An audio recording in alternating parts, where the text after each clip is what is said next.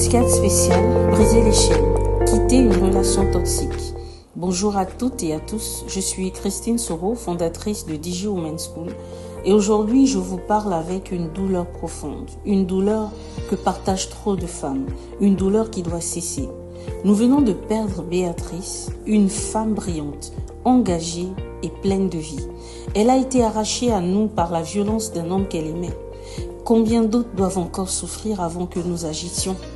Aujourd'hui, je veux vous parler, à vous qui écoutez ce podcast, qui peut-être êtes piégé dans une relation toxique sans savoir comment vous en sortir. Il est temps de se réveiller. Permettez-moi de vous rappeler quelques chiffres alarmants au Gabon. Un fléau qui doit cesser. Selon le dernier rapport du ministère des Affaires sociales en 2024, 90% des femmes sont victimes de violences sexuelles au Gabon. 83% subissent des violences économiques, les empêchant d'être autonomes. Et 64% sont victimes de violences physiques, souvent au sein de leur foyer. Ces chiffres sont intolérables. Ces chiffres sont inacceptables. Ces chiffres sont des vies brisées.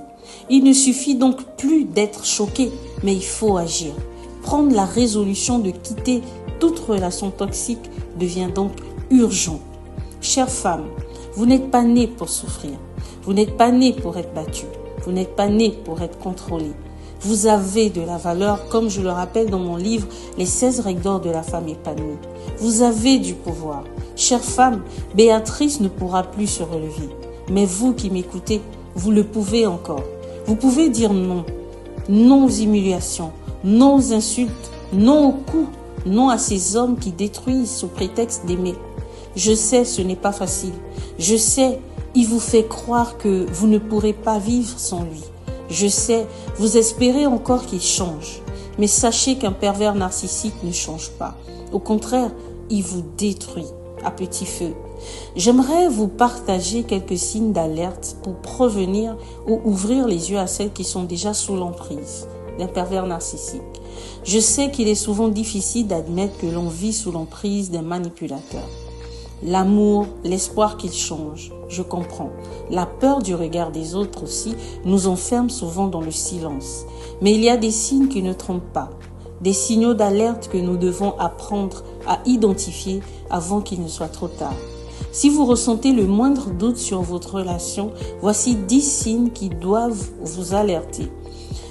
Premièrement, séduction excessive. Il est charmant, attentionné, trop parfait. Tout semble idéal au début, mais c'est un piège. En 2, double visage.